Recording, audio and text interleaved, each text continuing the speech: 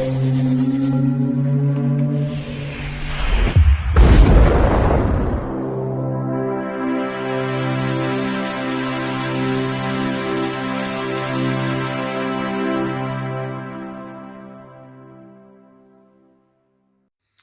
Bayek, it's me Ian, and in today's video I'm continuing my look at classic Doctor Who, and this is The Ark from 1966. Now the previously story that I'd reviewed was The Time Meddler. Now there is quite a jump.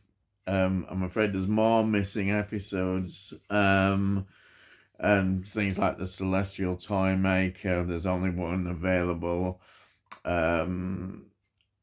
Anyhow, it moves on to that, and the next one is going to be the Gunfighters. Oh, crikey, that's the next one that I'll have to review in the next video. But anyhow, we'll worry about that when it comes.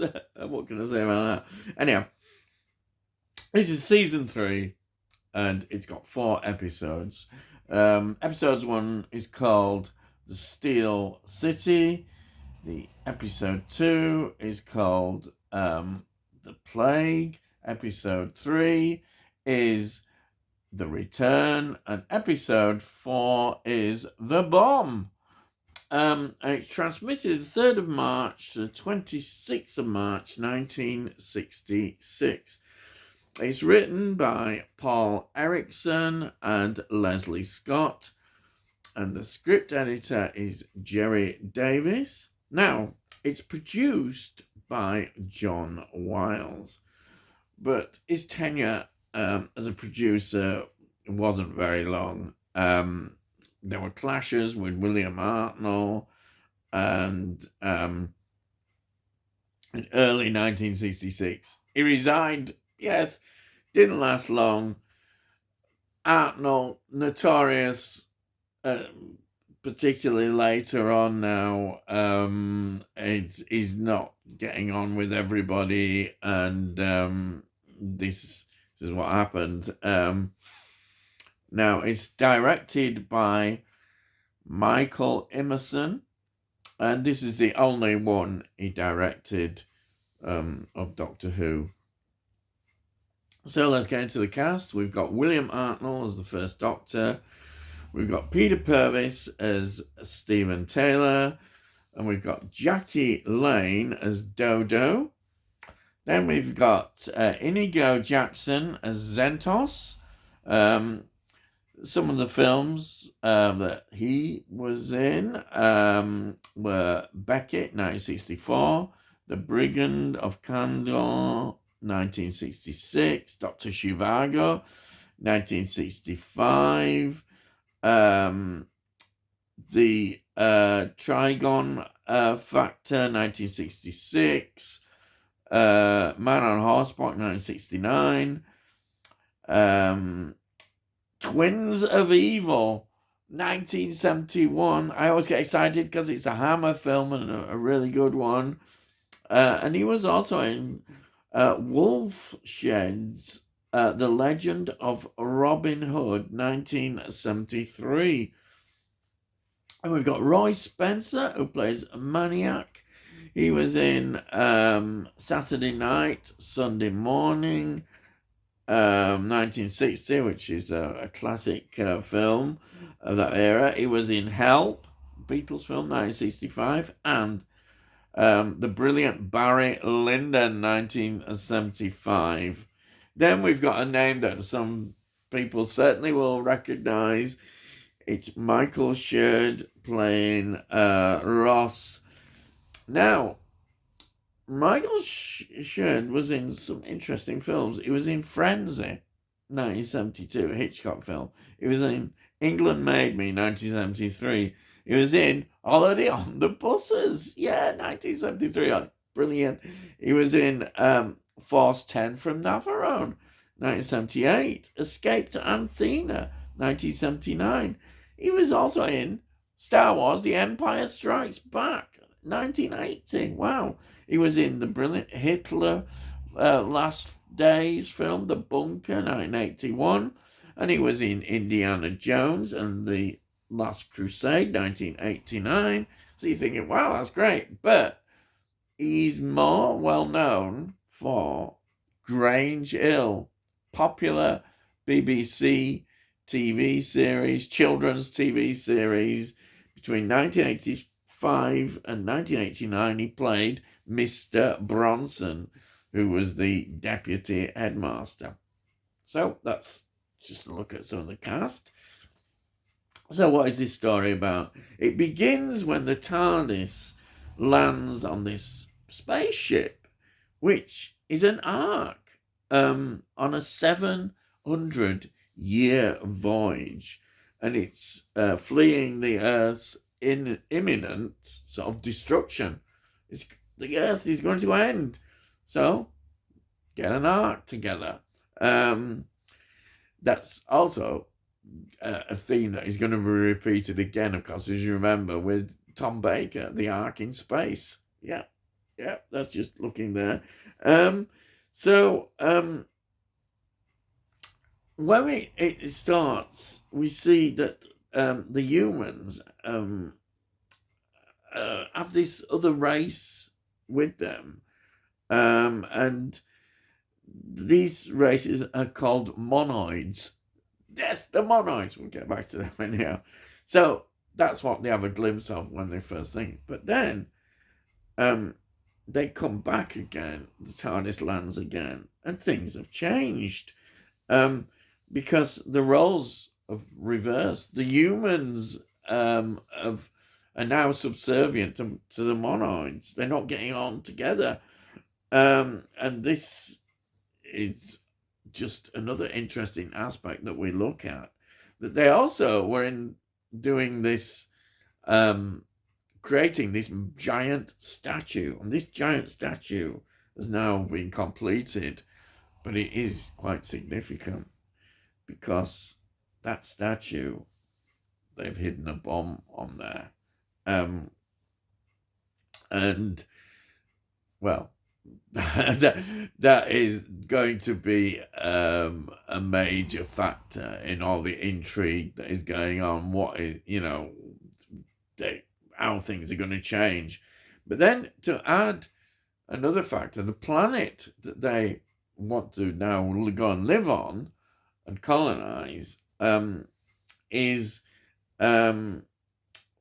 populated by an invisible race called the Rufusans. The Rufusans. They're quite interesting because they're invisible, and they want to coexist with this new lot, but they're obviously particularly worried about all these things going on. So that's another interesting factor.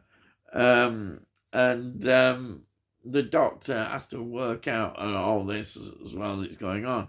Another dimension in the story is that the humans have not encountered this virus, which is, in fact, the common cold. Yes, so we get the Doctor involved in finding a cure for the common cold, which he knows and does and sorts out, which is great. Absolutely. Well, I like that little bit in. So that's another aspect of this story that we should look at. Now, there's a documentary on it which is excellent. It's got people like Kim Newman in, who you just listen to every time he speaks. He's just fantastic. And they're saying a lot of the influence behind this story is, in fact, H.G. Wells' Time Machine. Yeah, the Time Machine. Some of the sort of things involved in this story are very much influenced. The writers obviously were influenced by the Time Machine, some of the ideas behind it, and which is absolutely fascinating. Highly recommended. We haven't, of course, got this on one of the special collections yet, because it's one where there's a lot of missing stories, and they're going to have to do a lot more work on it yet. But we will get one in the future, but it might be quite a way off yet, because this, unfortunately, this is perhaps the most decimated Hartnell series where there's a lot missing. As I say, it's a shame, but that's how it is. So this story, I think, is excellent. In its ideas, and yeah, okay.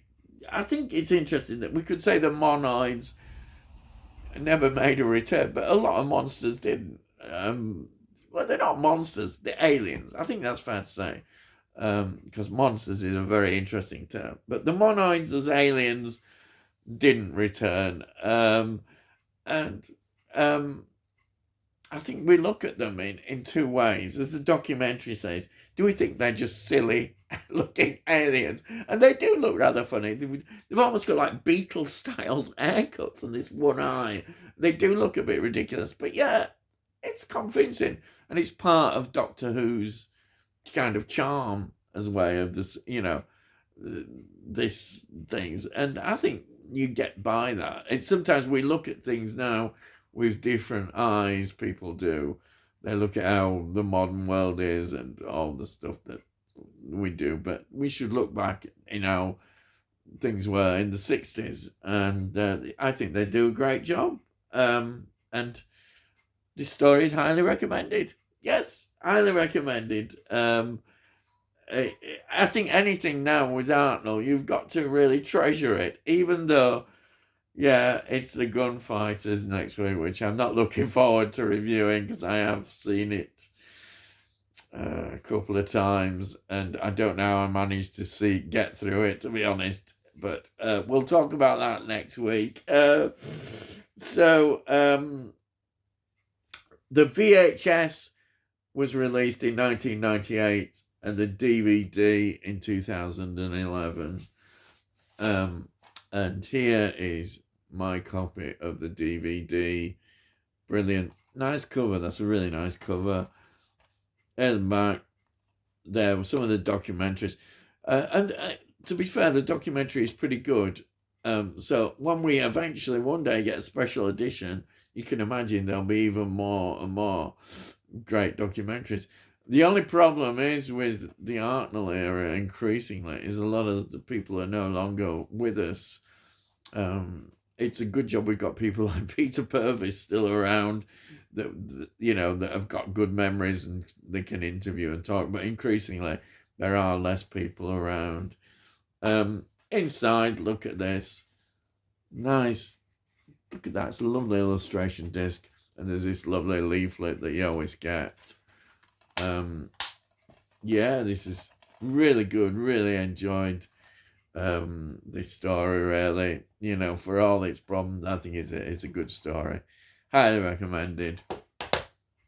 And that's it. Yes. So, if you'd like this video, please give this video a like. If you give it a like, it's good for a channel. It gets it out to YouTube so other people might enjoy it. If you've got any comments, please put your comments down. I'll have to read your comments and I'll always reply to them. And if you want to see other reviews I've done Doctor Who, have a look in the playlist. You can see all the other previous reviews and all the other things I've done on my channel, reviewing a lot of retro sort of stuff, really. Just do my usual reviews and stuff, and it's all there. So have a look. You might find something you might enjoy. And why not consider subscribing if you haven't? So that would be good. And it costs note. So you can't say fairer than that nowadays. Yes. So that's it. So all I've got to say is, I'll see thee again.